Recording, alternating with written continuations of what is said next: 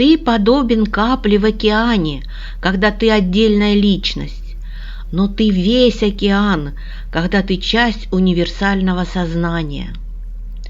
Но разве одна капля не может просто раствориться и потеряться в океане? Нет, индивидуальность никогда не может быть уничтожена, даже познакомившись с океаном сознания. Ты можешь быть самим собой и быть всем в одно и то же время. Это может показаться непостижимым, но это так. Имена, ярлыки, определения – это первое, что ограничивает нас в нашей жизни. Конечно, имя позволяет вам знать, какое свидетельство о рождении ваше, но оно быстро превращается в ограничение. Ваше имя – это ярлык. Оно идентифицирует вас по-разному в разные промежутки вашей жизни. Имя определяет вас как родившегося в такое-то время, в таком-то месте, у вполне определенных родителей.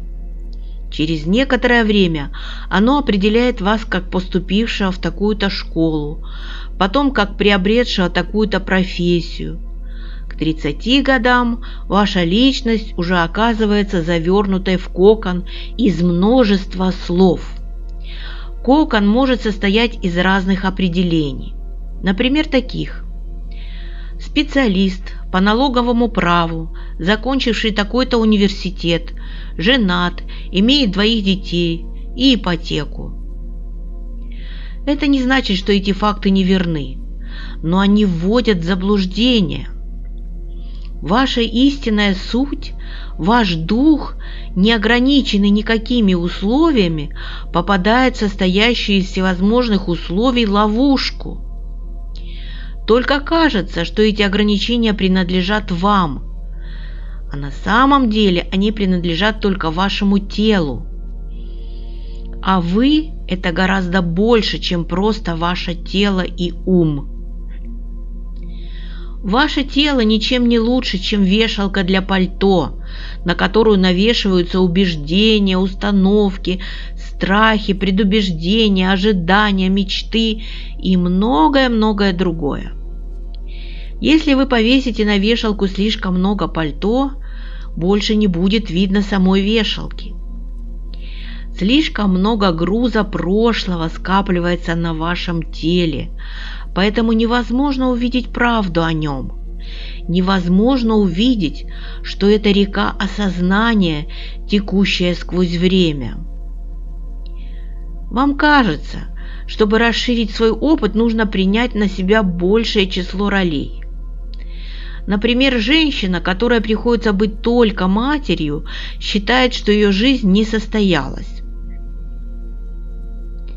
В нашем обществе полнота жизни определяется возможностью износить как можно больше масок. Но полнота жизни на самом деле означает свободу от всех ролей.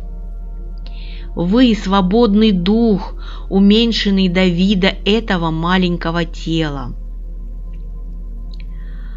Почувствовать себя полностью свободным от всех ролей на самом деле достаточно просто. Существует мгновение утром, в момент пробуждения, когда вы еще не начали думать о ждущих вас делах. Мгновение, когда вы просто ощущаете себя проснувшимся, и в голове еще нет никаких мыслей. Вы просто вы, в простом состоянии сознания «я есть».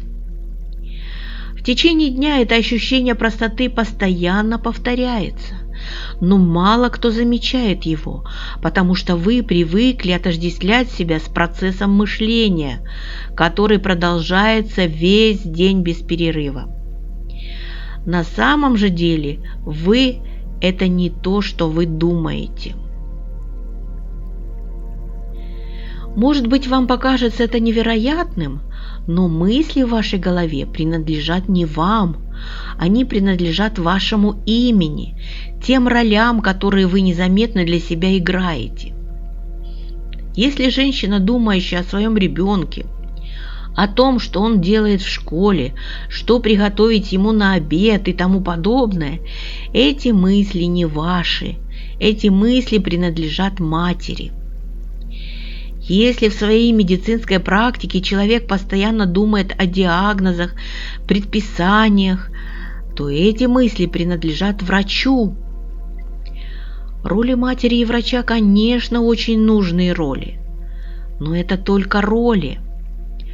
А сколько времени и энергии забирают мысли обиженного, недовольного жизнью человека или злого и агрессивного? Это тоже маски, скрывающие вашу истинную суть. Но в один прекрасный день перед каждым из нас встанет вопрос: кто есть я?